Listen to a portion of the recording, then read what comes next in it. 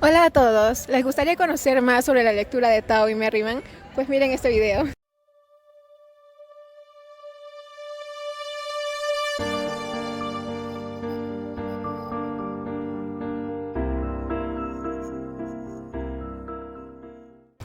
Hola, soy Yuriko y conmigo veremos la lectura de Tao sobre las formas de codificación en la Argentina.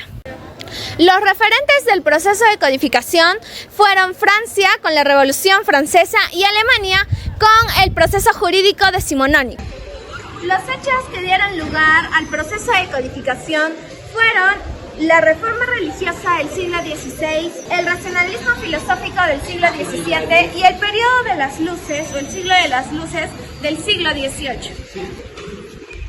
El pensamiento jurídico racional ilustrado describía en la naturaleza humana, en el derecho natural perpetuo. Plasmó la idea de que el hombre era el constructor de su mundo y que era artífice de su destino, reemplazó la concepción cristiana.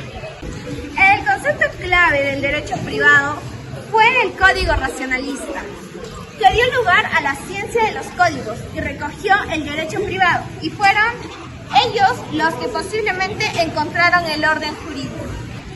Los caracteres que moldearon el derecho de codificación son la sistematización, nacionalización, secularización y el positivismo de Estado. Las innovaciones del derecho público fueron la Constitución y se enumeró los derechos del hombre y del ciudadano. El movimiento intelectual que dio luz al derecho y al proceso de codificación fue el derecho natural racionalista, desarrollado en Europa en el siglo XVII. Se basó en la razón y la observancia empírica con su representante Samuel Pufferdon. Sus rasgos fueron la secularización y la autonomía del hombre y la razón. Los nuevos códigos se diferenciaban en que no pretendían consignar el derecho existente, ni recopilarlos, mejorarlos o cambiarlos. La nueva imagen del Estado fue una construida sobre bases nacionales a través de la ley fundada en la razón. Según Luis Sánchez Agesta, define el movimiento codificador como la sustitución de la continuidad tradicional por una orden racional dada por el legislador. Los representantes del movimiento codificador acusaban a las leyes de ser múltiples, inciertas, embrolladas, contradictorias, etc. El programa de cuerpos legales codificadores aspiraba a tener leyes genéricas, precisas, claras, inequívocas y que sobre todo debían de ser accesibles para todos. El evento que tuvo relación con la codificación francesa fue la Revolución de 1789 y se coronó con el Código Civil de 1804. Y el modelo de código que se extendió más fue el Código Civil de 1804. No buscaban la implantación del modelo, sino que rompía con el pasado e inauguraba una nueva era. El positivismo científico propuso el sistema jurídico fundamentado en la ley positiva. Los cambios jurídicos del siglo XVIII planteaban que la ley positiva debía ser considerada como la expresión suprema del derecho. Hola, mi nombre es Marcia y yo les explicaré la cuarta lectura del libro Merriman, Las fuentes del derecho. Empezaremos hablando de la premisa básica de la expresión legal del Estado nacional moderno. La soberanía tenía dos aspectos, una cara exterior, que excluía todo derecho de origen externo, y la interior, que excluía todo derecho de origen local o consuetudinario. Hablemos del derecho centralizado, que no se desarrolló en Inglaterra.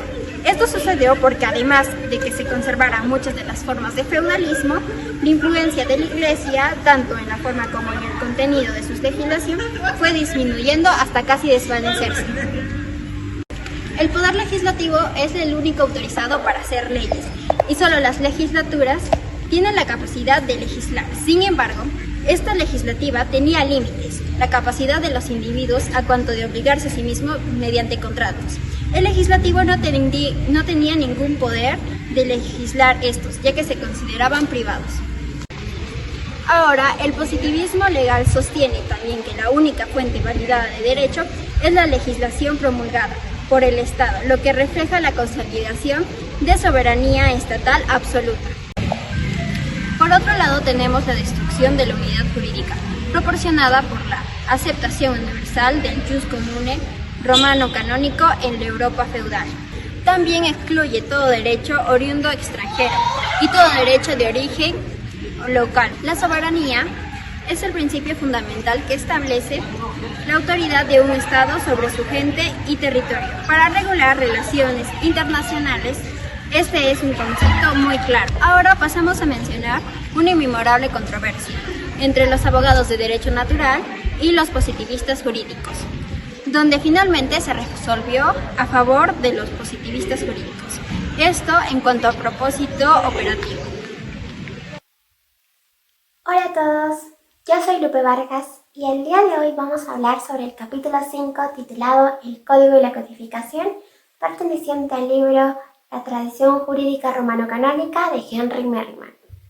Pero antes de empezar, vamos a ponernos en contexto.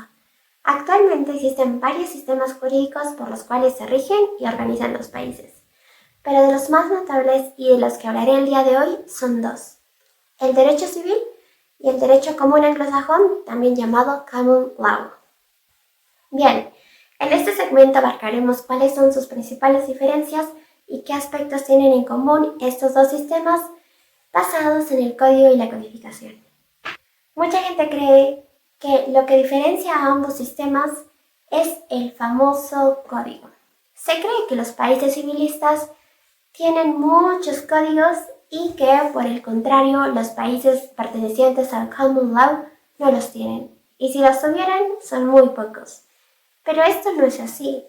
California es el estado que tiene más códigos, incluso más que un país civilista, pero no es civilista.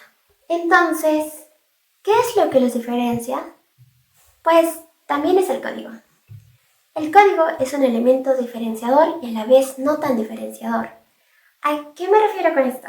Es un elemento no tan diferenciador en el aspecto de que ambos sistemas jurídicos lo tienen. Y es un elemento diferenciador si lo vemos desde otra perspectiva, como una expresión de ideologías. Cada sistema jurídico tiene una concepción diferente de lo que es un código. Su función va a variar según en el sistema que se encuentren, dadas las concepciones que se han ido construyendo a lo largo de la historia.